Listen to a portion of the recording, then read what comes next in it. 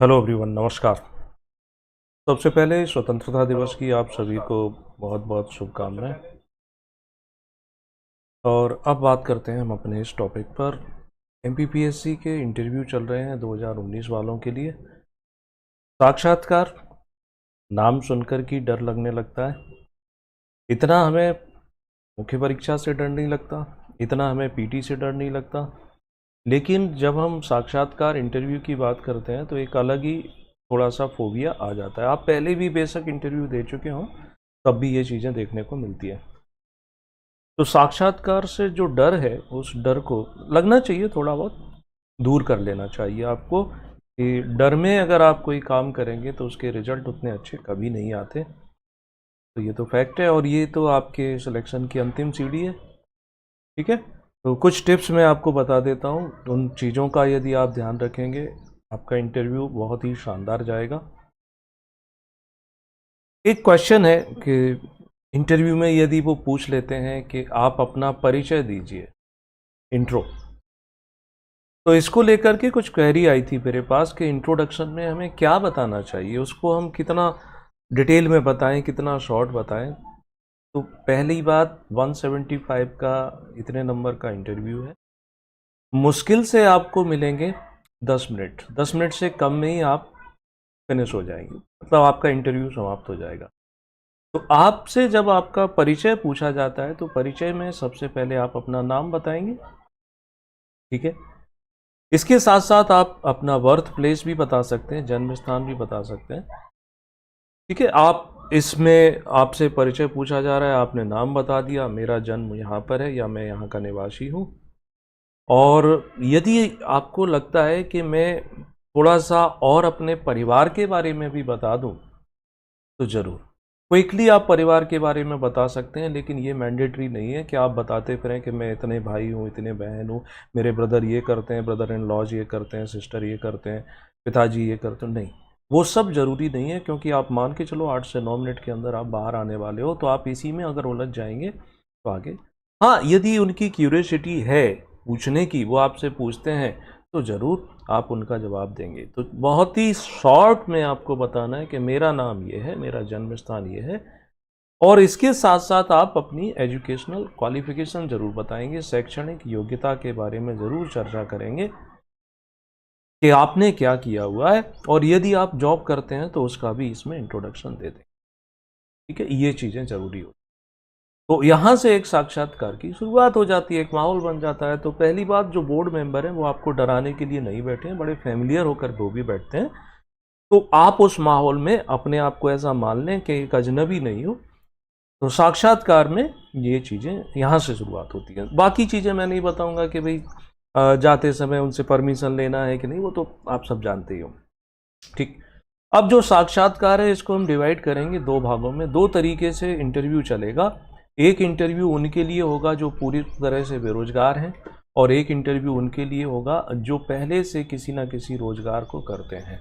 ठीक है, तो जो पूरी तरीके से बेरोजगार हैं उनके इंटरव्यू में पूछने का स्कोप बहुत ज़्यादा है, और जो पहले से किसी जॉब में है, चाहे गवर्नमेंट जॉब में हो चाहे प्राइवेट सेक्टर जॉब में, यहाँ पूछने का स्कोप लिमिटेड हो जाता है, क्योंकि वो सिर्फ और सिर्फ आपके उसी फील्ड से कनेक्ट हो जाते हैं। तो अब कुछ चीज़ें आपको ध्यान में रखनी है। जैसे आपका इंट्रोडक्शन हो गया, इंट्रोडक्शन के बाद फिर वो आपके एजुकेशन पर जा सकते हैं, आपकी शैक्षणिक योग्यता पर जा सकते हैं। तो शैक्षणिक योग्यता, आपने क्या किया हुआ है, जैसे जनरली होता क्या है, बी हो गया या एमए हो गया, या ना साइंस एमएससी हो गया। तो इस तरीके से इन चीज़ों से आपकी एजुकेशनल क्वालिफिकेशन जो है, कहाँ से आपने शिक्षा प्राप्त की है, ये आप अपने बायोडेटा में भर चुके हैं, बट फिर भी वो पूछ लेते हैं। आपने कौन सी स्ट्रीम में पढ़ाई की है, उससे पूछ सकते हैं। अब जैसे जनरली कोई बी वाला है तो हो सकता है पूछ लें कि भाई आप इंजीनियर हो और सिविल सर्विस में क्यों आना चाहते हो, उसके बारे में आपको जवाब देना चाहिए। यदि आपने और अधिक आपकी क्वालिफिकेशन हायर लेवल की है, आप पीजी के साथ मान के चलो पीएचडी वगैरह भी किए हुए हैं, पीजी भी है, तो हो सकता है उनका इंटरेस्ट हो जाए और वहाँ आपसे कुछ डिस्कस कर सकते हैं। यदि उस बोर्ड मेंबर में कोई ऐसा व्यक्ति बैठा है जिसका कोई बैकग्राउंड आपसे फेमिलियर होता है, तो आप बता सकते हैं। ठीक, एजुकेशनल क्वालिफिकेशन हो जाती है, उसके बाद एजुकेशनल क्वालिफिकेशन को लेकर इनसे भी पूछा जाएगा जो पहले से जॉब में है। देन फिर अगला जो क्वेश्चन हो सकता है वो है आपके काम के अनुभव को लेकर, वर्क एक्सपीरियंस को लेकर, ये उन्हीं से पूछा जाएगा जो पहले से जॉब में है। अगर आपने कोई जॉब किया है या कर रहे हैं या आपने कोई ट्रेनिंग ली हुई है तो आप उसमें क्या जॉब था, ठीक, आप कोई प्रोजेक्ट देख रहे थे या आपने जो ट्रेनिंग ली थी उसमें क्या चीज़ें थी, तो उससे जुड़ी हुई चीज़ें पूछते हैं। पूछने का पर्पज उनका वही है कि आपके अंदर लीडरशिप की क्वालिटी है या नहीं, प्रशासनिक नेतृत्व आप कर सकते हैं या नहीं कर सकते हैं, वो थोड़ा सा आकलन करते हैं, तो जिससे पता चल जाता है कि आपके अंदर वो कैपेसिटी है या नहीं। तो ये पूरा का पूरा इन लोगों पर ज़्यादा बेस्ड हो जाता है, और जिसके पास कोई जॉब नहीं है, प्रेशर है, वो इस चीज़ से थोड़ा बच जाता है। मेरे चेहरे पर काफ़ी प्रकाश आ रहा है तो मैं थोड़ा सा इस प्रकाश को कम कर देता हूं। ओके, ये हो गया।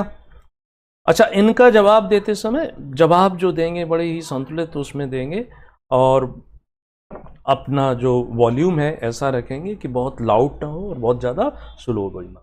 4 लोग बैठे रहते हैं, 5 भी हो सकते हैं, तो ज़रूरी नहीं है कि आप जवाब देते समय ऊपर देखें नीचे देखिए। जिसने क्वेश्चन कराया आप उसकी ओर भी और बाकी लोगों की ओर भी सरसरी तौर पर चेहरा घुमाते हुए, मतलब आंखें में उनसे आई कांटेक्ट करते हुए जवाब दे सकते हो। ठीक, ओके, ये हो जाता है। अब जो जॉब में उनका ज़्यादातर समय इसमें चला जाता है, जैसे कोई नायब तहसीलदार है तो बताओ, अब फिर से आप इंटरव्यू दे रहे हो, या कोई प्राइवेट सेक्टर में या एक्स सर्विसमैन है, उनसे भी आ जाता है। यहाँ जो प्रेशर है उनसे, उनकी भी प्रशासनिक नेतृत्व और क्वालिटी को पता लगाना चाहते हैं तो कोई सिचुएशन दे सकते हैं, केस स्टडी टाइप से समझ लो, मान हाइपोथेटिकल बता सकते हैं कि आप इस जगह पर मान लो प्रभारी हैं, एसडीएम है, या कुंभ का मेला आयोजन हो रहा है वहाँ पर आपको नेतृत्व करना है, या लाडली लक्ष्मी योजना का आप क्या समझते हैं। इस तरीके की जो चीज़ें हो सकती हैं वो आ सकती हैं। नेक्स्ट आपसे हो सकता है जैसे क्वेश्चन काम के अनुभव को लेकर के हो गए, काम के अनुभव के साथ साथ वो आपकी हॉबी पर भी आ सकते हैं, हॉबीज़ की बात करेंगे। ज़रूरी नहीं कि हॉबीज़ का जो क्वेश्चन है मैंडेटरी है कि हर समय पूछा जाए, देख सकते हैं, कभी वो पूछ भी सकते हैं कभी नहीं। तो आपके क्या शौक, आपने जो हॉबी भरी है वो ठीक है, उस पर भी पूछ सकते हैं, उसके अलावा भी पूछ सकते हैं। तो आपकी रीडिंग है, राइटिंग है, ज़्यादातर क्या करते हैं कि इंटरव्यू में हम हॉबी वो भर देते हैं कि जिससे क्वेश्चन मिनिमम बने, बल्कि ऐसा नहीं होना चाहिए। हॉबीज़ का मतलब ये होता है, शौक यानी रुचि का मतलब ये होता है ऐसा कार्य जिसको आप बिना थके कभी भी करने के लिए तैयार होते हैं, उसको कहते हैं शौक। ठीक, तो जो भी आपने भरा है उसकी आप तैयारी करके गए, बस उसका संतुलित से आंसर दे दो। और वहाँ ये पूछने का कारण क्या होता है, यहाँ पर वो आपके वास्तव में व्यक्तित्व के बारे में, और व्यक्तित्व के साथ साथ यहाँ पर वो ये देखना चाहते हैं कि आप सिर्फ किताबी कीड़े हैं या सामाजिक विविधता भी रखते हैं। क्योंकि प्रशासनिक जो अधिकारी होते हैं, नेतृत्व, उनको पूरा का पूरा प्रशासन जनता से कनेक्ट करना होता है। सोसाइटी में अलग अलग प्रकार की जो डाइवर्सिफिकेशन है, तो उस वेरिएशन को भी वो देखना चाहते हैं। ठीक, ये हो सकता है। फिर पूछ सकते हैं कि बताओ आपके स्ट्रॉन्ग पॉइंट कौन से हैं, यानी आपकी जो स्ट्रेंथ है वो देखना चाहते हैं, आपकी वीकनेस क्या है वो आपसे ही पूछ लें कि बताओ आपके कोई 3 पॉइंट, 4 पॉइंट, 5 पॉइंट जो आप जिनमें आप बहुत अच्छा कर सकते हो, स्ट्रेंथ आपकी क्या है और वीकनेस क्या है, बताई जा सकती हैं। व्यक्ति को अपनी स्ट्रेंथ और अपनी कमियां मालूम होती हैं। जैसे कुछ लोगों को मालूम है कि मैं दबाव में बहुत अच्छे से काम कर पाता हूं, यदि मुझे चैलेंज दिए जाते हैं तो मैं उनको बड़ी आसानी से एक्सेप्ट करता हूं और उनको पूरा करने की कोशिश करता हूं। कमियां ये है कि कभी कभी ये होता है कि दबाव ज़्यादा होने की वजह से अन्य चीज़ों पर समान रूप से समय नहीं दे पाता हूँ, यानी ये सब चीज़ों की आपको। एक क्वेश्चन और भी होता है, कभी कभी पूछ लेते हैं कि बताओ आपको प्रशासनिक अधिकारी बनने की जो प्रेरणा है वो कहाँ से प्राप्त हुई, आप इसमें आपको ये क्यों बनना चाहते हो, इसका इंस्पिरेशन के कहाँ से मिला हुआ है। ठीक, तो रटे रटाए से आंसर इसके तैयार करवा दिए जाते हैं। वास्तव में आंसर वो दो कि जिससे आपके अंदर ये प्रेरणा आई थी, यानी किसी को आपने, किसी प्रशासनिक अधिकारी को देखा होगा कभी काम करते हुए, या उसकी शक्तियों को या उसके व्यक्तित्व से आप प्रभावित रहे होंगे। वो आपका दोस्त भी हो सकता है, आपका दूर का रिश्तेदार भी हो सकता है, आपका कोई अपरिचित भी हो सकता है। तो यदि ऐसा कुछ है तो वो बता सकते हो कि आपको इसके पीछे प्रेरणा मिली है। जनरली रटा क्या देते हैं, रटा ये देते हैं कि हम सोशल सर्विस करना चाहते हैं, समाज सेवा करना चाहते हैं, देश सेवा करना चाहते हैं, व्यक्तियों की सेवा करना चाहते हैं, इसलिए हम प्रशासनिक अधिकारी बनना चाहते हैं। इस तरीके के उत्तर से अब बोर्ड मेंबर इतने ज़्यादा प्रभावित नहीं होते हैं। वो भांप लेते हैं कि ये तो कुछ एक्ट कर रहा है, सिखा रहा है, मतलब एक्टिंग कर रहा है, ये नेचुरलिटी इसके अंदर। ठीक है, तो क्यों, कहाँ से प्रेरणा मिली? तो प्रेरणा का वास्तविक पॉइंट है वही बताओ, बी ऑनेस्ट। ठीक, फिर इंटरव्यू में क्या हो सकता है? इंटरव्यू में आपसे करंट अफेयर को भी लेकर के भी डिस्कस किया जा सकता है।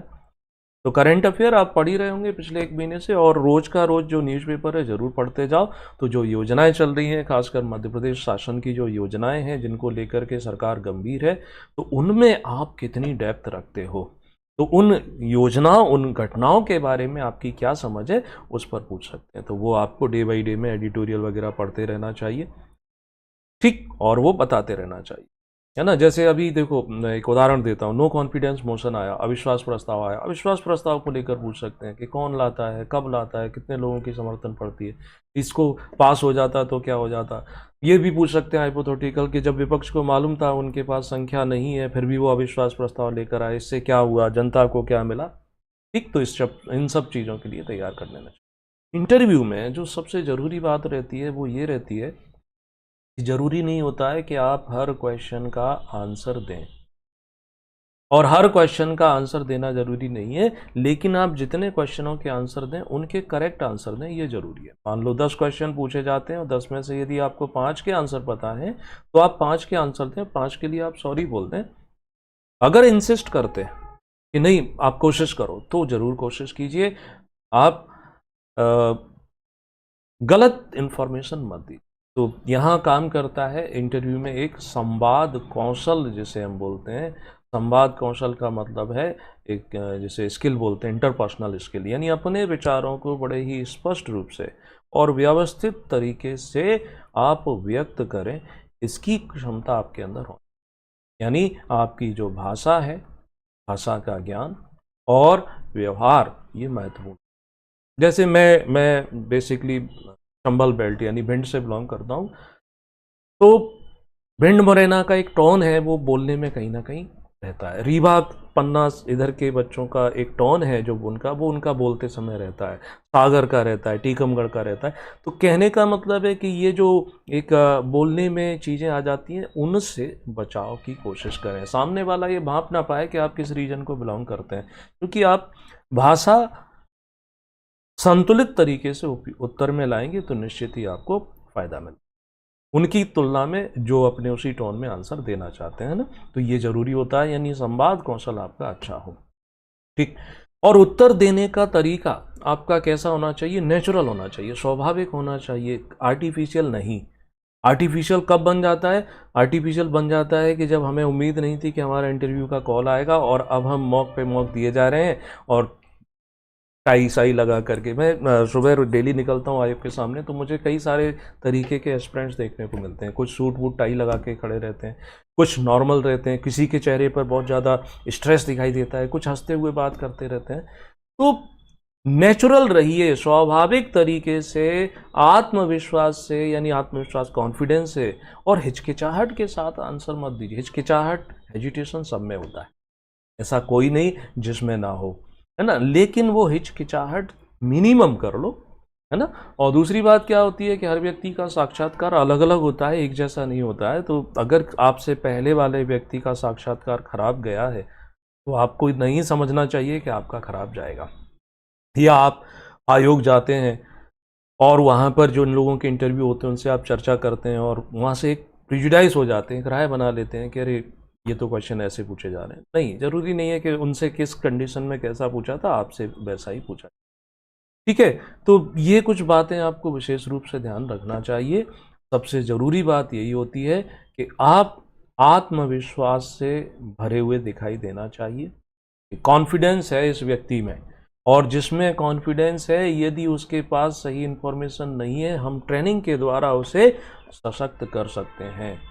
तो इन चीज़ों का ध्यान रखो, इंटरव्यू आपका अच्छा जाएगा। और मैं पहले भी आपको विद एविडेंस बता चुका हूँ कि बोर्ड मेंबर के सामने आपके मेंस के मार्क्स नहीं होते, ठीक है। उनके पास सिर्फ आपका रोल नंबर, नाम, ये डिटेल रहती है। उनको नहीं पता है कि आपको कितने नंबर मिले हैं, तो उससे कोई प्रभाव उन पर नहीं पड़ेगा। वो तो 175 के अकॉर्डिंग आपको नंबर दे। तो इन चीज़ों का ध्यान रखिए। और जॉब ओरिएंटेड अपने थोड़े काम को लेकर, अपने जो भी आपके प्रैक्टिकल रहे हो, जो भी आपकी ट्रेनिंग रही हो, जिस भी प्रोजेक्ट के आप पार्टिसिपेशन किया हो, उसको लेकर थोड़ी सी तैयारी कर लो।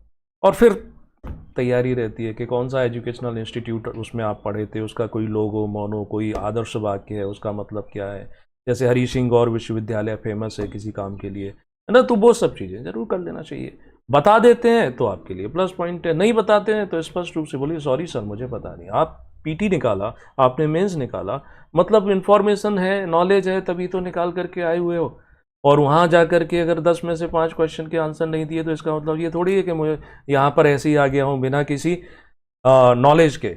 और एमपीपीएससी में अक्सर मैंने जो देखा है कि वो कुछ ऐसे क्वेश्चन पूछ लेते हैं जो कि प्री और मेंस में पूछे जा चुके हैं, बल्कि पूछना उनको ये चाहिए कि अब जो आपको पोस्ट देने जा रहे हैं उस पोस्ट में आपकी कैपेसिटी, आपकी लीडरशिप पूछी जाओ। तो गुड लक अभी के लिए।